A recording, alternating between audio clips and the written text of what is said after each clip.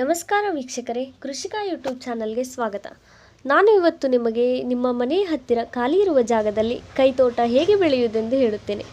ಪ್ರಸ್ತುತ ದಿನಮಾನಗಳಲ್ಲಿ ಎಲ್ಲ ರೀತಿಯ ತರಕಾರಿಗಳ ಬೆಲೆ ಹೆಚ್ಚುತ್ತಿದ್ದು, ಅವುಗಳಿಗೆ ಬಳಸುವ ರಾಸಾಯನಿಕ ಗೊಬ್ಬರ ಸಿಂಪಡಣೆಯಿಂದ ಅವುಗಳನ್ನು ತಿನ್ನಲು ಅಷ್ಟೇನೂ ಯೋಗ್ಯಕರವಾಗಿಲ್ಲ.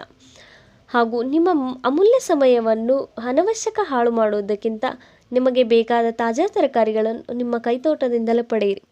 ಹಾಗಾದರೆ ನೋಡೋಣ ಬನ್ನಿ, ಯಾವ ಥರದ ಕ್ರಮವನ್ನು ಕೈಗೊಂಡು ಕೈತೋಟವನ್ನು ನಿರ್ಮಿಸಬಹುದೆಂದು. ಮೊದಲಿಗೆ ಖಾಲಿ ಇರುವ ಜಾಗವನ್ನು ಸ್ವಚ್ಛಗೊಳಿಸಿ, ನಂತರ ಆ ಜಾಗದಲ್ಲಿ ಅಗೆಯಿರಿ. ಆನಂತರ ಅದಕ್ಕೆ ಸ್ವಲ್ಪ ಸಾವಯವ ಗೊಬ್ಬರ ಹಾಕಿ ಮತ್ತು ಸ್ವಲ್ಪ ಮಣ್ಣು ಹಾಕಿ ಮಿಶ್ರಣ ಮಾಡಿ.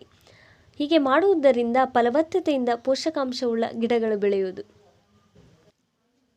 ಮಿಶ್ರಣ ಮಾಡಿಕೊಂಡಿರೋದಕ್ಕೆ ನೀರು ಸಿಂಪಡಿಸಿ ನಿಮಗೆ ಬೇಕಾದ ಬೀಜ ಸಸಿ ನೆಡಬಹುದು. ಅದರ ಮೇಲೆ ಸ್ವಲ್ಪ ಮಣ್ಣು ಹಾಕಿ, ಇದರಿಂದ ಆ ಜಾಗ ತೇವಾಂಶ ಕಾಯ್ದುಕೊಳ್ಳುವುದು. ಕೈತೋಟವನ್ನು ನಿರ್ವಹಿಸುವ ವಿಧಾನ: ಪ್ರತಿದಿನ 2 ಬಾರಿ ನೀರನ್ನು ಸಿಂಪಡಿಸಬೇಕು. ಸಸಿಗಳು ಬೆಳೆಯಲು ಆರಂಭಿಸಿದಾಗ ಅದಕ್ಕೆ ಮತ್ತೊಮ್ಮೆ ಗೊಬ್ಬರ ನೀಡಬೇಕು. ಬಳ್ಳಿಗಳಂತಹವುಗಳಿಗೆ ಆಧಾರವಾಗಿ ಕೋಲನ್ನು ಅಥವಾ ಹಗ್ಗವನ್ನು ಕಟ್ಟಬೇಕು.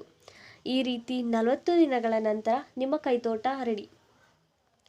ಈ ರೀತಿ ನಾವು ಬೆಳೆಸುವ ತರಕಾರಿಗಳನ್ನು ಬಳಸುವುದರಿಂದ ಅವು ಆರೋಗ್ಯಕರವಾಗಿರುತ್ತವೆ. ನಮಗೆ ಆತ್ಮತೃಪ್ತಿಯು ದೊರೆಯುವುದು.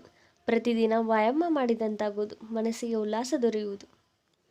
ಈ ವಿಡಿಯೋ ನಿಮಗೆ ಇಷ್ಟವಾದಲ್ಲಿ ಲೈಕ್ ಮಾಡಿ, ಶೇರ್ ಮಾಡಿ, ಕೃಷಿಕ ಯೂಟ್ಯೂಬ್ ಚಾನಲನ್ನು ಸಬ್ಸ್ಕ್ರೈಬ್ ಮಾಡಿಕೊಳ್ಳಿ.